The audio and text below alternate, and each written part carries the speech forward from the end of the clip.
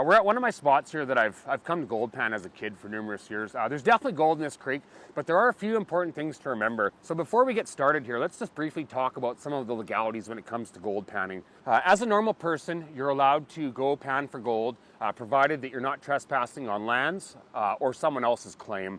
So these are always things you're going to want to check before you head out into the field. It's just an absolutely beautiful day. There's sort of a trail here, pretty precarious though, on the edge of this cliff.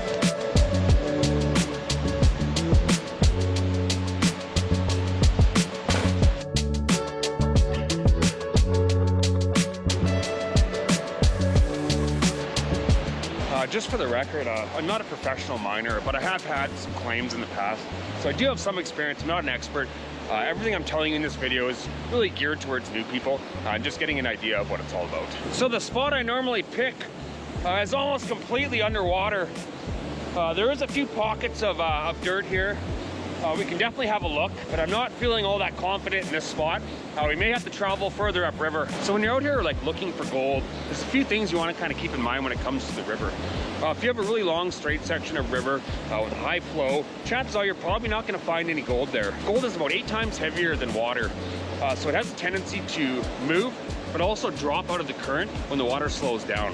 So what you're really looking for is a bend in the creek, somewhere where the water changes speed. Those are good spots to start looking for gold. Also on the downstream side of boulders, kind of like what I'm looking at here, for example.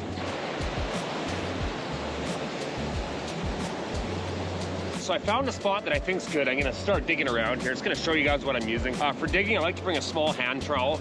You can bring a big shovel with you, but it can be a real pain in the, you know what. Typically that's where the gold likes to live. And I've also brought, of course, a gold pan. I brought this giant Garrett Super Sleuth pan. It's definitely not the optimum pan for river panning. It appears all of my gold pans have disappeared mysteriously in my friends' vehicles over the last few years.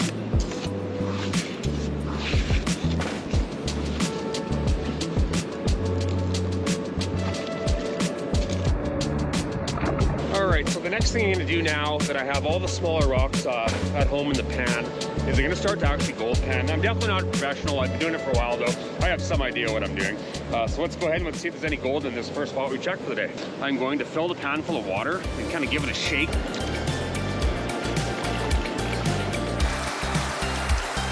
What I'm doing here is just removing the top layer of all the small rocks. All the gold, being 8 times heavier than water, is going to settle to the bottom, hence the washing machine type action. Every so often you're going to want to settle everything back down to the bottom. You can do it in the water. It's actually a lot lighter. It takes the stress off your hands. This is definitely not the most ideal pan for this. It's extremely heavy. It's all I have to work with today though. So when you're panning, essentially what you're doing is removing the lighter material off the top back into the creek. So theoretically the gold should be at the bottom if there's any here.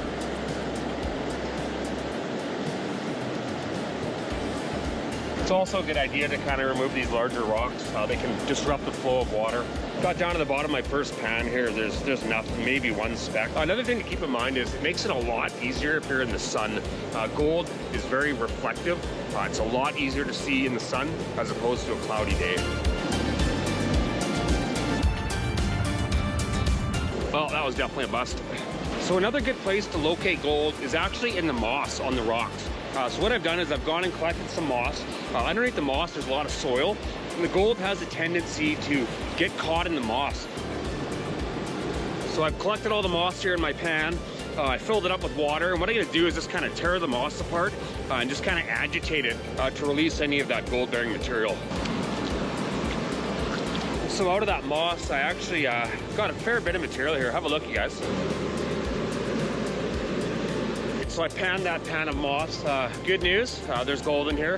Very, very little gold. I'm not sure if you'll be able to actually see it. All right, well, ain't gonna get rich like that. I'm gonna pack up my gear here and head further upstream. I also have a beautiful, absolutely beautiful waterfall I want to show you guys. Oh, it's warm in that sun. Good dared adventure that spring has arrived here on Vancouver Island. All right, so I spent about the last half an hour hiking much further upstream. There is some actual legitimate gold claims further up the river. We're perfectly fine to gold pan here where I am now. I just can't get over how beautiful it is out here today. I mean, the spot is just absolutely beautiful. I see the bug.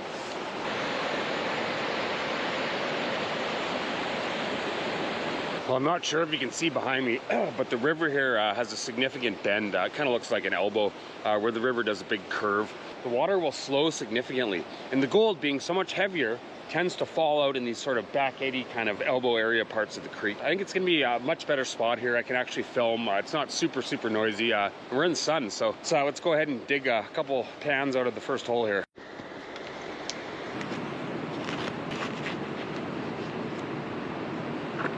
Typically, the further down you go to, the better. The gold's obviously heavier. It's going to settle lower, much closer towards the bedrock or the larger cobble in the river.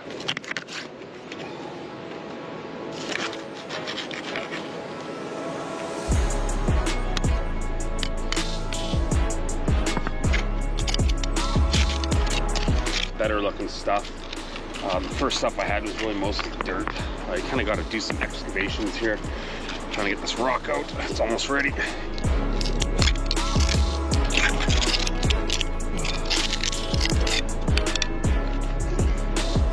Yeah, that's definitely better stuff, looking more gravelly than soil. So the deeper you start to dig down, you'll start to notice that you start to find bigger rocks on cobble. Typically, of course, the larger rocks are going to settle closer to bedrock as well. So when you start to find cobbles and really round washed river gravels, your chances are you're probably looking in the right place.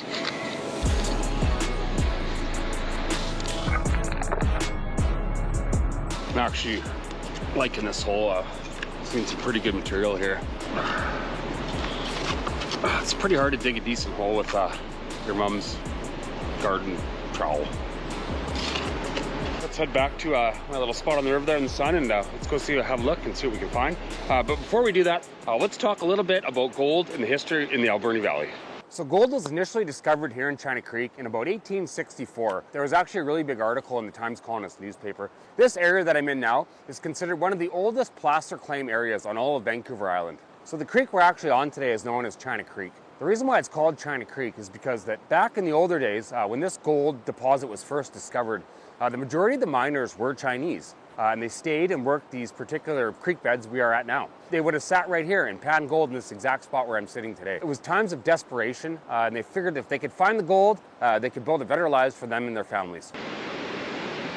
So when you're gonna try to pan gold on the creek, you spend a lot of time on your hands and knees bent over. It's not exactly the greatest thing for you. I like to try to find a spot where you can sit down, you have at least, half a foot of water in front of you. Just try to make yourself comfortable, because if you're bent over all day, you're gonna be sore, you're gonna be tired. It's just work smarter, not harder. So I found a perfect little spot behind me. This water, I had to scoop out some of the rocks to have kind of enough depth for the pan. This water is so cold right now that I can't even keep my hands in that river for more than like 5 or 10 seconds. My hands are actually numb.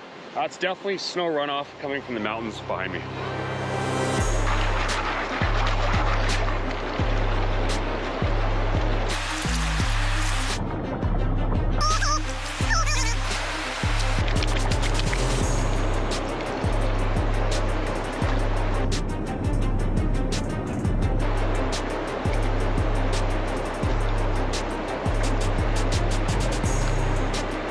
Got the pan down to like basically the small gravels within here. There's a couple pieces of obsidian, which is actually pretty common to find on Vancouver Island.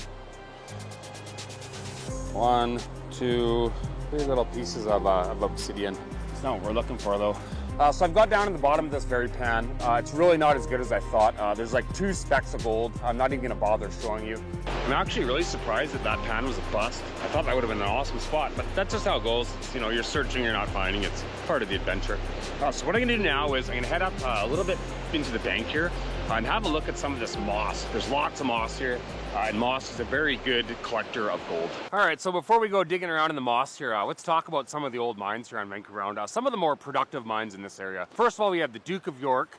We also have the King Solomon Basin mine, as well as the Imperial Eagle Basin. I've actually visited some of these sites in another video that I have. If you're interested in looking at that video, check it out, where we found a waterfall at the confluence of the Mineral Creek as well as China Creek. And back in the day, a guy by the name of Billy DeBow actually created a small hotel there at the confluence of the two rivers to sort of house the gold miners and give them a place to stay, wash their clothes, eat, that sort of thing. It wasn't actually much of a hotel. It was more of a small cabin, but nonetheless, still pretty cool. If anybody knows about the old hotel, please leave it below in the comments. I'd love to learn more. Anyhow, let's get to it. Let's go pick some moss. All right, I'm pretty stoked. That water is cold, cold, cold. Oh, I actually found a bit of gold in that moss. I'm actually super surprised. It was actually a lot more than I thought. See if I can get a picture for you guys. I'm gonna clean this up, show you guys what it looks like. It's really hard to see. Now, the water's really high. It's really hard to kind of work the creek banks this time of year. Well, I'm actually surprised I even found that much. Nice having the high water, though. It's going to release some new gold for this season. Typically, later in the season is a bit better. I mean, you have way more access to flatter grounds, more areas, unless you want to get in the water and freeze to death, but I'm not into that today.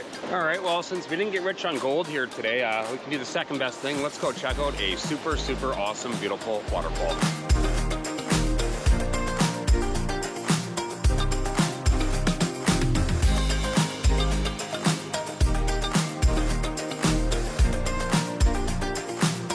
All right, ladies and gentlemen, thank you for sticking around to the end of the video. If you like this type of content, make sure to check out my channel. I have about 70, 80 videos, all to do with outdoor stuff on Vancouver Island. If you like the video or have any questions, please feel free to leave a comment below. If you enjoyed the video, give the video a like. And if you haven't subscribed and you enjoy my videos, please subscribe to the channel. It definitely helps the YouTube algorithm. See you on the next one.